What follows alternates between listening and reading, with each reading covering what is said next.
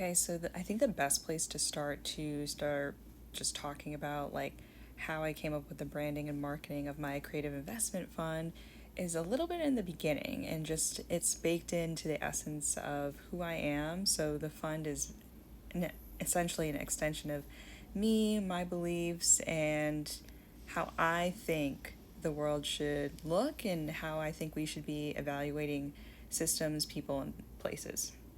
And I feel like this is going to be a long one. I feel like this is going to be a multi-part series, which is fun. So just some like quick hits about me. I actually did not come up through any traditional like avenues into the finance world. It all starts with when I was like 13. I wanted to go to fashion school, but I have an immigrant mother, and so she doesn't really fully understand, like, honestly, what venture capital is and investing in that capacity. It was more of just, she really like worked hard and fought to have stability for me to thrive. And so she understood a more traditional track. So when I went to school, I majored in political science and I also majored in history. And at the time, I was considering law school, but there's a ton of other people in my family who are attorneys who advised me that you should only go to law school if you are 110% sure. And I even joined like a pre-law fraternity. And so I was like heavily thinking about this. And what was really driving like the political science discipline and then history and law school was my passion for advocacy and affecting change through law and policy. Just because in my own personal family and life, that was always like at the forefront, and I was always pretty active and engaged even as a child, and just very aware of my surroundings and my lived experience my entire life. And it's not like I didn't involve myself in creative outlets like throughout my entire life. I still was very interested in fashion and understanding fabrics and understanding collections, designs, and trends. I'm also, as many people that are watching this have told me, that in their words, a pretty excellent writer, and I loved using writing as a outlet to just kind of convey my thoughts and organize them and find a way to flesh out how I'm really feeling in a more productive way that's a little bit more long lasting, in my opinion. And it's great because I get to like use writing as like a way to time travel. So when I open up a journal or I open up my computer, I can see like how I was thinking, how I was feeling like a year ago, and see how far I've come. And it's 3 minutes into the video and you're like, oh my gosh, like, is she gonna get to the point? Then this all matters. It's a slow burn over here. Can't rush greatness sometimes. Rome wasn't built in a day. So I was working in government and politics for a very long time, throughout college, and then even for a couple of years or many years after college. And it was actually through that experience where I was sitting, not only engaging with politicians and power players in that capacity, but I was exposed to people of all backgrounds and all socioeconomic circumstances. And it really like built up and strengthened my soft skills. So like communication, my negotiation skills, and just being able to convey and communicate really complex topics to the average constituent. And the most important part, and I think it's the part that really drives the bus for me a lot of the time, is I was interacting with people who like I still haven't forgotten about to this day, where they were facing like real problems, like fundamentally like tough situations.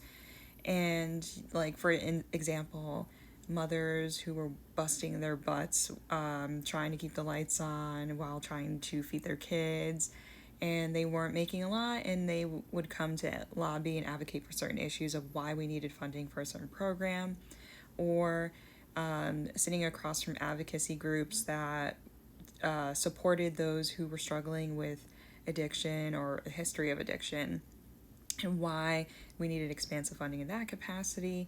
And of course, other healthcare issues and just other issues affecting like New York City, because it was a part of my portfolio of stuff.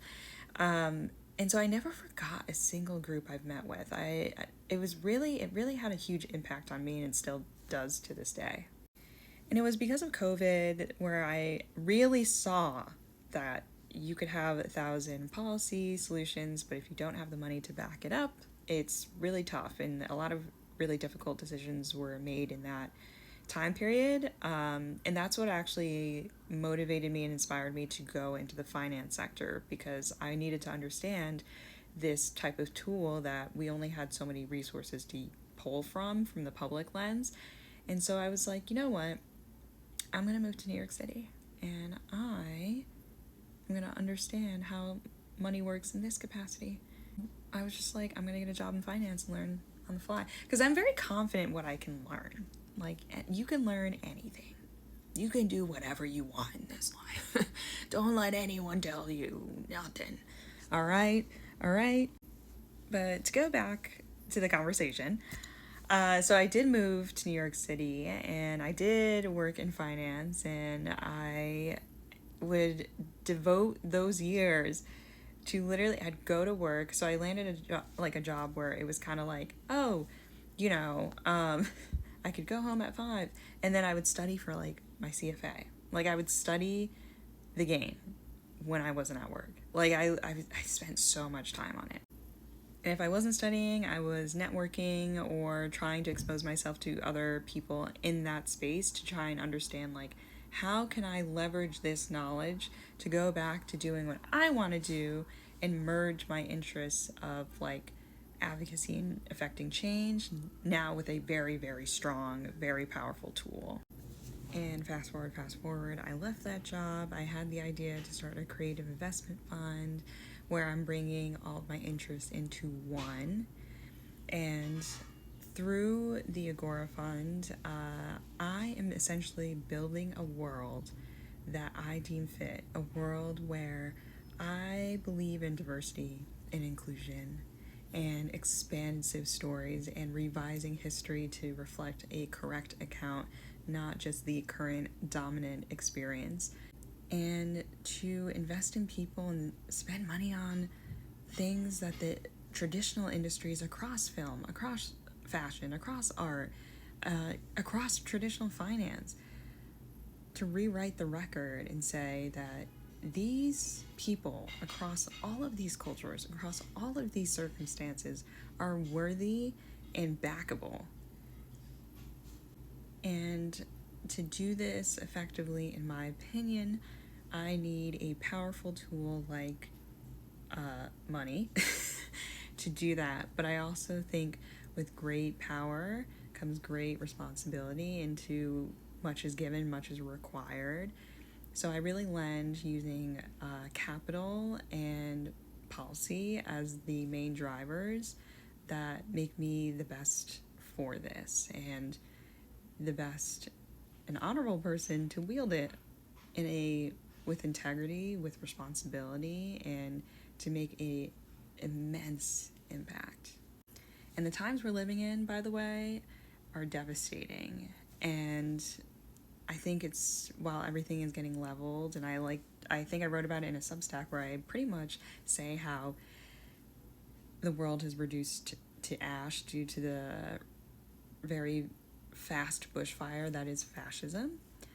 And because everything is burning down, it's a great opportunity to build it back up. So this is why I'm building it back up. And what other time period in history had that situation happen? The onset of the Renaissance.